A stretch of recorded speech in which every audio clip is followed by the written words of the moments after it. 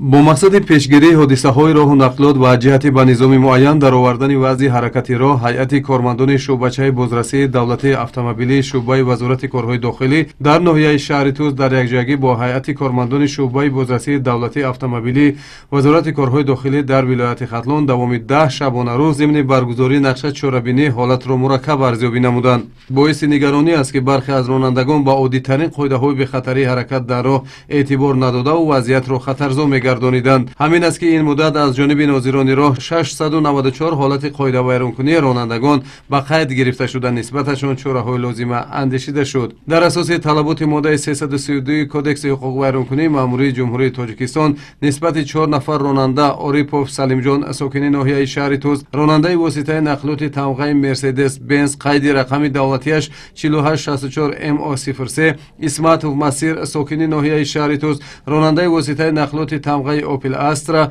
қайди рақами давлатиаш 3485 AT03, Қурбонов Суҳроб сокини ноҳияи Носири Хусрав, ронандаи воситаи нақлиёти скутер бе истифодаи қайди рақами давлатӣ ва дар ҳолати сархуш, Рӯзиев Чоршанбе сокини ноҳияи Қубодиён, ронандаи воситаи нақлиёти тамғаи скутер қайди рақами давлатиаш 252 М03, ӯ низ масту сархуш ва беҳуҷҷати ронандагӣ таваккалану хело ҳам хатарзо воситаи нақлиёташро идора мекард, боздошт шуда нисбаташон протоколҳо тартиб дода шуд. Инчунин тибқи моддаи 332 қисми 2 кодекси ҳуқуқвайронкунии маъмурии ҷумҳурии Тоҷикистон нисбати Ҳайдаров Ҷалолиддин сокини ноҳияи шаҳри Туз, ронандаи воситаи нақлиёти тамғаи ВАЗ 21099 қайди рақами давлатиаш 6199 ВА03, Бегназаров Насимҷон сокини ноҳияи шаҳри Туз, ронандаи воситаи нақлиёти тамғаи Lexus қайди рақами давлатиаш 4444 UF03, Бибишов Нуруллоҳ сокини ноҳияи шаҳри Туз, ронандаи воситаи нақлиёти тамғаи Opel Astra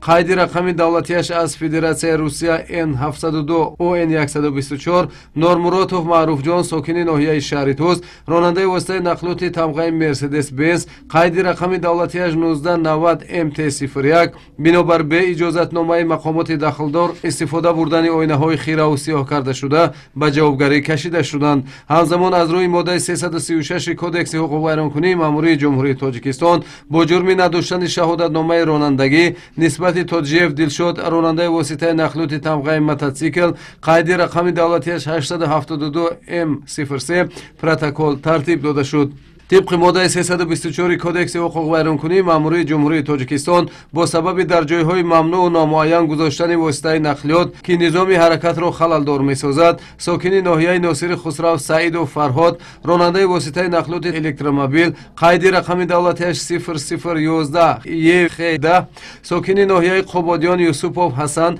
ронандаи воситаи нақлиёти тамғаи Opel Astra қайди рақами давлатиаш 2708 NN03, сокини ноҳияи Фирдавсӣ Сомониев Солеҳҷон, ронандаи воситаи нақлиёти электромобил қайди рақами давлатиаш 4099 ЕВ01. дар умум бо ин ҷурм 200 нафар ронанда ба ҷавобгарӣ кашида шуда. инчунин 485 ҳолати дигар намуди қоидавайронкуниҳои ронандагон аз ҷониби нозирони роҳ ба қайд гирифта шуда дар амал тадбирҳои зарурӣ андешида шуд. ҳайати кормандони шӯъбаи бозрасии давлатии автомобилии раёсати вазорати корҳои дохилӣ дар вилояти Хатлон оид ба риояи қоидаҳои бехатарии ҳаракат дар роҳ байни табақаҳои гуногуни ҷомеа вохӯриҳои судманд баргузор намуданд. марбут ба мавзӯи истифодаи тасмаи бехатарӣ сари вақт аз муоинаи техникӣ, гузарондани воситаи нақлиёт, ба низоми муайян ворид намудани фаъолияти ширкатҳои мусофиркашонӣ ва дигар мавзӯъҳои мубрам суҳбати ҳайати корӣ бо ҷомеа ҷараён гирифта. ин услуби корбарӣ дар мавриди пешгирии ҳодисаҳои садамавии роҳу нақлиёт